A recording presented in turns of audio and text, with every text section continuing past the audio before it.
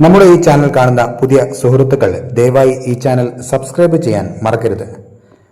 നമസ്കാരം. ആധുനിക യുദ്ധ തന്ത്രങ്ങളിൽ ഡ്രോണുകളും ആളില്ലാ വിമാനങ്ങളും ചെലുത്തുന്ന സ്വാധീനം എത്രത്തോളമാണെന്ന് സമീപകാല ലോകചരിത്രം നമ്മെ പഠിപ്പിക്കുന്നുണ്ട്. ലക്ഷ്യസ്ഥാനം കൃത്യമായി കണ്ടെത്തി ശത്രുപാളയത്തിൽ നാശം വിതയ്ക്കാൻ ശേഷിയുള്ള ഇത്തരം ആയുധങ്ങൾ ഇന്ന് ഏത് രാജ്യത്തിന്റെയും പ്രതിരോധ മേഖലയുടെ നട്ടെല്ലാണ്. ഈ മേഖലയിൽ ഇന്ത്യ സ്വയം പര്യാപ്തതയിലേക്ക് കുതിക്കുകയാണ് എന്നതിന്റെ ഏറ്റവും പുതിയ ഉദാഹരണമാണ് ഇപ്പോൾ പുറത്തു വന്നിരിക്കുന്നത്.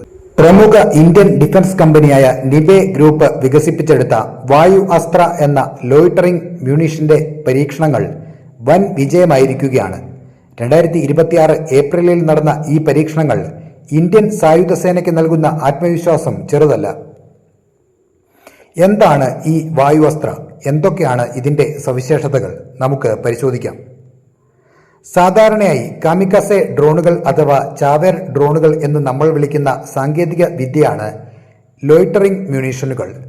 വിക്ഷേപിച്ചു കഴിഞ്ഞാൽ ശത്രുവിന്റെ വ്യോമാതിർത്തിയിൽ ദീർഘനേരം വട്ടമിട്ട് പറക്കാനും ശരിയായ ലക്ഷ്യം കണ്ടെത്തിയാൽ അതിലേക്ക് കൃത്യമായി ഇടിച്ചിറങ്ങി പൊട്ടിത്തെറിക്കാനും ഇവയ്ക്ക് സാധിക്കും. ഇസ്രയേലിന്റെ പ്രശസ്തമായ ലോയിറ്ററിംഗ് സാങ്കേതിക വിദ്യയെ അടിസ്ഥാനമാക്കി നിബേ ഗ്രൂപ്പ് ഇന്ത്യയിൽ നിർമ്മിച്ചെടുത്ത ആയുധമാണ് വായു അസ്ത്ര 1. ഇത് പ്രധാനമായും ശത്രുക്കളുടെ സൈനികരെയും കവചിത വാഹനങ്ങളെയും ലക്ഷ്യം വെക്കാൻ തയ്യാറാക്കിയിട്ടുള്ളതാണ്. കേവലമൊരു ഡ്രോൺ എന്നതിലുപരി സ്ഫോടക വസ്തുക്കൾ വഹിച്ച് പറക്കുന്ന ഒരു മിസൈൽ കൂടിയാണിത്. ഇതിന്റെ ചെലവോ മറ്റ് ബാധ്യതകളോ ഇല്ലാത്ത പരീക്ഷണ പ്രകടനമാണ് ഇപ്പോൾ വിജയകരമായി പൂർത്തിയായിരിക്കുന്നത്. 2 വ്യത്യസ്ത ഘട്ടങ്ങളിലാണ് വായു അസ്ത്രയുടെ പരീക്ഷണങ്ങൾ നടന്നത്. ആദ്യ പരീക്ഷണം നടന്നത് രാജസ്ഥാനിലെ പൊക്രാൻ റേഞ്ചിലാണ്. 2026 ഏപ്രിൽ 18, 19 തീയതികളിലായി നടന്ന ഈ പരീക്ഷണത്തിൽ അത്ഭുതപ്പെടുത്തുന്ന ഫലങ്ങളാണ് നിബേ ഗ്രൂപ്പിന് ലഭിച്ചത്. 10 കിലോഗ്രാം ഭാരമുള്ള സ്ഫോടക വസ്തുക്കൾ വഹിച്ചുകൊണ്ട് പറന്ന വായു അസ്ത്ര 100 കിലോമീറ്റർ അകലെയുള്ള ലക്ഷ്യം ഒറ്റ ശ്രമത്തിൽ തന്നെ വിജയകരമായി ഭേദിച്ചു. ഇതിന്റെ ഏറ്റവും വലിയ പ്രത്യേകത ഇതിന്റെ കൃത്യതയാണ്. ഇതിന്റെ CEP അതായത് ലക്ഷ്യസ്ഥാനത്തു നിന്നുള്ള വ്യതിയാനം 1 മീറ്ററിലും താഴെയായിരുന്നു. അതായത് ലക്ഷ്യം വെക്കുന്ന ബിന്ദുവിൽ തന്നെ ഇത് ചെന്ന് പതിക്കും. ഇതുകൂടാതെ സൈനിക നീക്കങ്ങളിൽ വളരെ നിർണായകമായ മറ്റൊരു സവിശേഷത കൂടി ഇത് പ്രകടിപ്പിച്ചു: അബോർട്ട് ആൻഡ് റീ അറ്റാക്ക്. അതായത് ആക്രമിക്കാൻ താഴേക്ക് കുതിക്കുന്നതിനിടയിൽ ലക്ഷ്യം തെറ്റാണെന്ന് മനസ്സിലായാൽ ആക്രമണം പാതിവഴിയിൽ ഉപേക്ഷിച്ച് വീണ്ടും മുകളിലേക്ക് ഉയരാനും പുതിയ ലക്ഷ്യം കണ്ടെത്തി ആക്രമിക്കാനും ഇതിന് സാധിക്കും.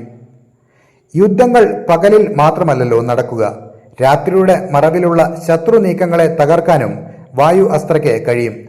ഇൻഫ്രാറെഡ് ക്യാമറകളുടെ സഹായത്തോടെയുള്ള ആന്റി ടാങ്ക് രാത്രികാല ആക്രമണവും പൊക്രാനിൽ വിജയകരമായി പരീക്ഷിച്ചു. ഇരുട്ടിലും കൃത്യമായി ലക്ഷ്യം കണ്ടുപിടിച്ച് 2 മീറ്ററിൽ താഴെ മാത്രം വ്യതിയാനത്തിൽ വാഹനം തകർക്കാൻ ഇതിന് സാധിച്ചു. മറ്റൊരു സുപ്രധാന നേട്ടം ഇതിന്റെ നിയന്ത്രണ സംവിധാനവുമായി ബന്ധപ്പെട്ടതാണ്. ഡ്രോൺ പറപ്പിക്കുന്ന 70 കിലോമീറ്റർ അകലെയുള്ള പ്രധാന കൺട്രോൾ സ്റ്റേഷനിൽ നിന്നും യുദ്ധമുഖത്തുള്ള ഫോർവേഡ് കൺട്രോൾ സെഗ്മെന്റിലേക്ക് ഇതിന്റെ നിയന്ത്രണം വളരെ സുഗമമായി കൈമാറാൻ കഴിയുമെന്ന് പരീക്ഷണത്തിലൂടെ തെളിയിച്ചു. ഇത് യുദ്ധഭൂമിയിൽ സൈനികർക്ക് വലിയ മേൽക്കൈ നൽകും. രാജസ്ഥാനിലെ ചുട്ടുപൊള്ളുന്ന മരുഭൂമിയിൽ മാത്രമല്ല, ഇന്ത്യയുടെ വടക്കൻ അതിർത്തികളിലെ കൊടും തണുപ്പുള്ള മലനിരകളിലും ഈ ആയുധം ഫലപ്രദമാണോ എന്ന് പരിശോധിക്കേണ്ടതുണ്ടായിരുന്നു. ഇതിനായി 2026 ഏപ്രിൽ 26, 27 തീയതികളിൽ ഉത്തരാഖണ്ഡിലെ ജോഷിമഠിലുള്ള മലരിയിൽ വച്ച് അടുത്ത പരീക്ഷണം നടന്നു. സമുദ്രനിരപ്പിൽ നിന്ന് 14,000 അടിയിലധികം ഉയരമുള്ള പ്രദേശമാണിത്. ഇത്രയും നേർത്ത വായുവും പ്രതികൂല കാലാവസ്ഥയുമുള്ള ഈ മേഖലയിൽ വായു അസ്ത്ര 1 തുടർച്ചയായി 90 മിനിറ്റിലധികം നേരം ആകാശത്ത് വട്ടമിട്ട് പറന്നു. ഉയർന്ന പ്രദേശങ്ങളിലെ നിരീക്ഷണത്തിനും ആക്രമണത്തിനും ഇത് തികച്ചും പ്രാപ്തമാണെന്ന് ഈ പരീക്ഷണം തെളിയിച്ചു. മാത്രമല്ല, ഈ ദൗത്യം പൂർത്തിയാക്കിയ ശേഷം ഡ്രോണിനെ കേടുപാടുകൾ കൂടാതെ നിലത്തിറക്കാനും അടുത്ത പറക്കലിനായി സജ്ജമാക്കാനും സൈന്യത്തിന് സാധിച്ചു. ചുരുക്കത്തിൽ വായു അസ്ത്ര 1ന്റെ പരീക്ഷണ വിജയം ഇന്ത്യൻ പ്രതിരോധ മേഖലയ്ക്ക് നൽകുന്ന കരുത്ത് അതിവിപുലമാണ്. Make in India, Atmanirbhar Bharat എന്നീ ആശയങ്ങൾക്ക് കരുത്ത് പകരുന്നതാണ് നിബേ ഗ്രൂപ്പിന്റെ ഈ വമ്പൻ നേട്ടം. ഭാവിയിലെ യുദ്ധമുഖങ്ങളിൽ ഇന്ത്യൻ സായുധ സേനയുടെ വിശ്വസ്തനായ കാവൽക്കാരനായും അജയ്യനായ പോരാളിയായും വായുവസ്ത്ര മാറും എന്നതിൽ സംശയമില്ല. കൂടുതൽ പ്രതിരോധ വാർത്തകൾക്കും വിശകലനങ്ങൾക്കുമായി ഈ ചാനൽ സബ്സ്ക്രൈബ് ചെയ്യുക. നിങ്ങളുടെ അഭിപ്രായങ്ങൾ താഴെ കമന്റ് ബോക്സിൽ രേഖപ്പെടുത്തുക. നന്ദി. ജയ് ഹിന്ദ്.